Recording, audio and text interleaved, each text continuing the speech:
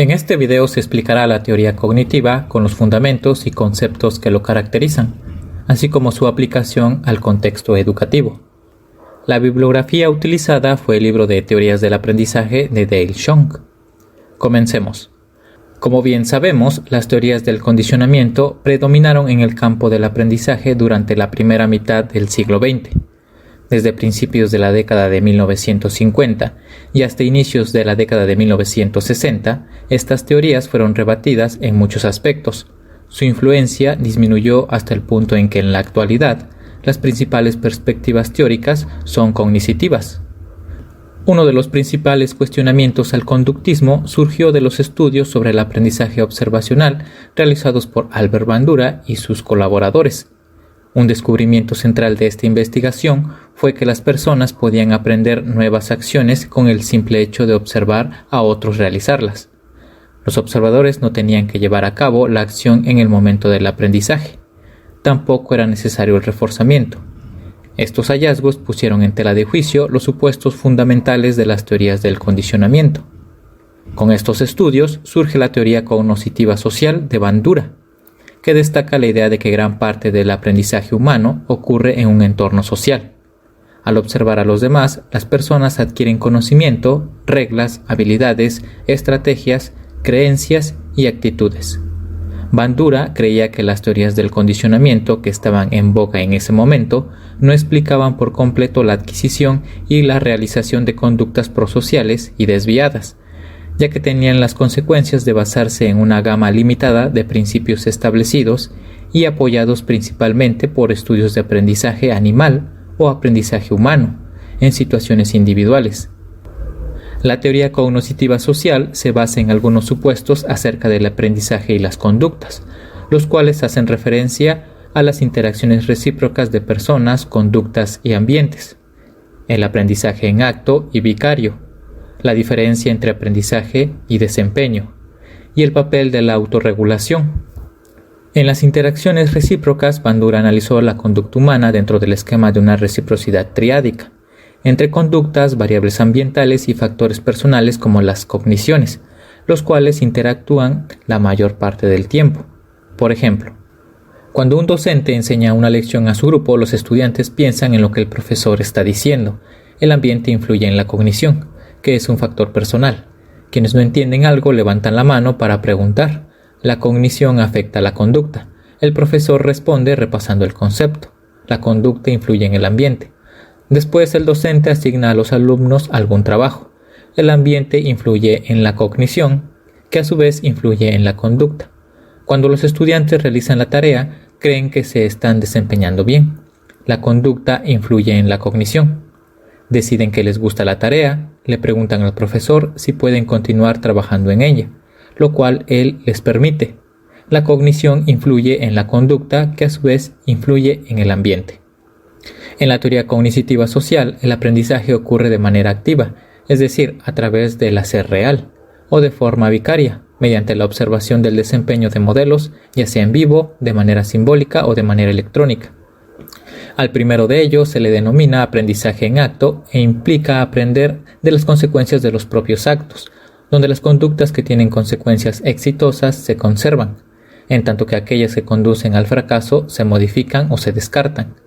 El segundo es denominado aprendizaje vicario, y gran parte del aprendizaje humano ocurre de esta forma, sin que el aprendiz realice la conducta en el momento de aprender. Algunas fuentes comunes del aprendizaje vicario provienen de observar o escuchar modelos en vivo, modelos simbólicos o no humanos, como los animales que hablan que se ven en la televisión y los personajes de caricaturas, modelos electrónicos, por ejemplo la computadora, o modelos impresos, como los libros y revistas. Algunas ventajas del aprendizaje vicario son: permiten un aprendizaje más acelerado del que sería posible si las personas tuvieran que realizar cada conducta para aprenderla. Y las fuentes vicarias también evitan que los individuos experimenten por sí mismos consecuencias negativas. En la teoría cognitiva social afirma que el aprendizaje y el desempeño son procesos diferentes. El aplicar alguna vez lo que aprendemos depende de factores como nuestra motivación, interés, incentivos para actuar, estado físico, entre otros. Por ejemplo, Muchas veces aprendemos algo de manera correcta, pero ya sea por uno o varios de estos factores mencionados, al aplicar este aprendizaje realizamos un bajo desempeño en la tarea o actividad. Otra forma de diferenciar el aprendizaje y el desempeño es mediante el aprendizaje latente, el cual ocurre por observación sin que exista una meta o un reforzamiento, e implica que muchos conocimientos que se adquieren no siempre se demuestran en el momento en que se aprenden. Un supuesto básico de la teoría cognitiva social es que las personas desean controlar los acontecimientos que afectan su vida y percibirse a sí mismos como agentes. Un aspecto central en este concepto de la agencia personal es la autorregulación o el proceso mediante el cual los individuos activan y mantienen las conductas, las cogniciones y los afectos, los cuales están sistemáticamente orientados hacia el logro de las metas. Al esforzarse por autorregular aspectos importantes de su vida, los individuos logran un mayor sentimiento de agencia personal, donde en situaciones de aprendizaje, la autorregulación requiere que los aprendices tengan opciones en lo que hacen y en cómo lo hacen. Un componente fundamental de la teoría cognitiva social es el modelamiento, el cual se refiere a cambios conductuales, cognitivos y afectivos que se derivan de la observación de uno o más modelos. El modelamiento se ha equiparado con la imitación, el cual esta última ha sido relacionada con los instintos, el desarrollo, el condicionamiento y el comportamiento instrumental. Bandura distingue tres funciones fundamentales del modelamiento: la facilitación de la respuesta. Son las acciones modeladas por un grupo de personas las cuales incitan a otros individuos a seguir esas mismas acciones, reforzando la idea de haz lo que veas. Inhibición o desinhibición. La inhibición castiga las malas conductas y hace que los observadores no las repitan, mientras que la desinhibición no castiga las malas conductas y provoca que los observadores las repitan. Aprendizaje por observación. Ocurre cuando los observadores manifiestan nuevos patrones de conducta que antes de estar expuestos a las conductas modeladas no tenían ninguna probabilidad de manifestar, incluso aunque estuvieran muy motivados a hacerlo. El aprendizaje por observación incluye 4 procesos. Primero, la atención. El estudiante se dirige al hacer énfasis físicamente en los aspectos relevantes de la tarea, al dividir en partes las actividades complejas. Las actividades modeladas que los observadores consideran importantes y que tienden a conducir a resultados recompensantes exigen mayor atención.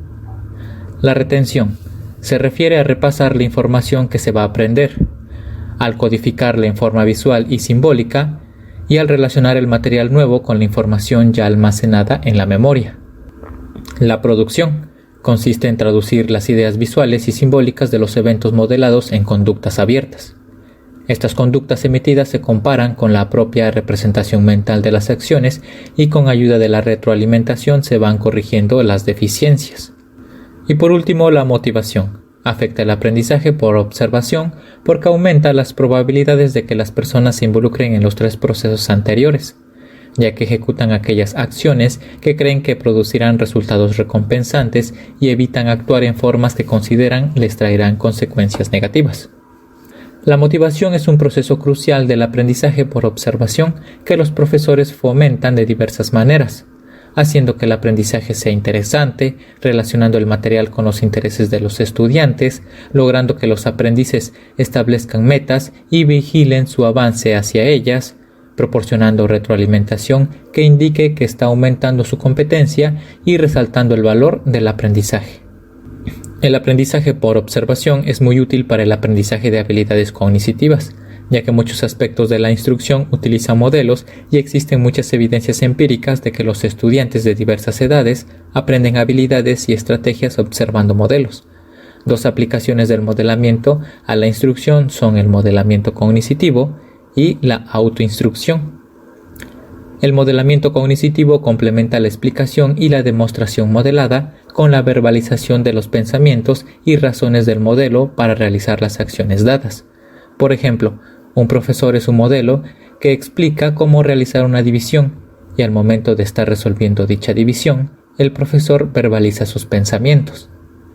El modelamiento cognitivo puede incluir otros tipos de enunciados, como introducir errores en la demostración para que los estudiantes vean cómo reconocerlos y manejarlos, o introducir enunciados autorreforzantes, como lo estoy haciendo bien. También son útiles sobre todo en los estudiantes que enfrentan dificultades de aprendizaje y dudan de su capacidad para desempeñarse de manera correcta. En el caso de la autoinstrucción, esta se ha utilizado para enseñar a los estudiantes a regular sus actividades durante el aprendizaje, con el fin de que un estudiante actúe mientras es guiado por un discurso interno en silencio. La autoinstrucción se ha utilizado con diversas tareas y tipos de estudiantes y es especialmente útil para alumnos con problemas de aprendizaje y para enseñar a los estudiantes a trabajar con estrategias. El aprendizaje por observación también es útil para el aprendizaje de las habilidades motoras. La teoría cognitiva social postula que el aprendizaje de habilidades motoras implica la construcción de un modelo mental que proporciona la representación conceptual de la habilidad para producir respuestas y sirve como una norma para corregirlas después de recibir retroalimentación, en donde además las metas y expectativas personales tienen un papel importante para el desarrollo de estas habilidades. Por ejemplo, al observar jugadores de tenis, los individuos construyen un modelo mental de actividades de cómo sacar, volear y golpear de revés.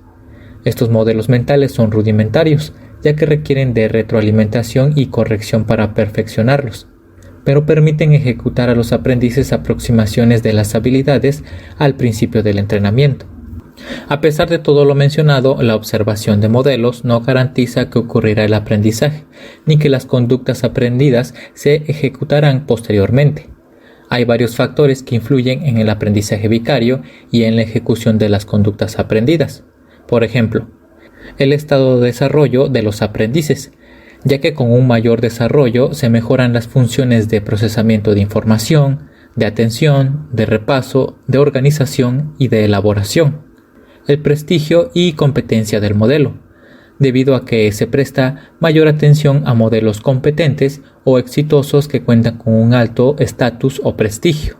Las consecuencias vicarias para los modelos, que sirven para informar a los observadores acerca de los tipos de acciones que podrían ser más eficaces, y para motivar a los observadores a imitar las conductas recompensadas.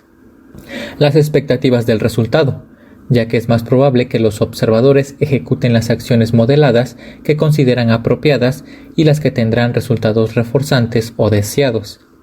El establecimiento de metas ayuda a que sea más probable que los observadores atiendan a los modelos que demuestran conductas que los ayudarán a alcanzar sus metas personales. Los valores. Los aprendices hacen cosas por cumplir sus deseos y trabajan para evitar resultados que sean inconsistentes con sus valores, y se sienten motivados para aprender y actuar cuando consideran que ese aprendizaje o desempeño es importante. Y la autoeficacia. La autoeficacia se refiere a las creencias personales sobre las propias capacidades para aprender o ejecutar acciones a ciertos niveles. En otras palabras, la autoeficacia podría considerarse como la confianza en uno mismo para aprender o ejecutar acciones. Con respecto a la autoeficacia, los observadores prestan atención a los modelos si es que estos creen que son capaces de aprender o de ejecutar la conducta modelada.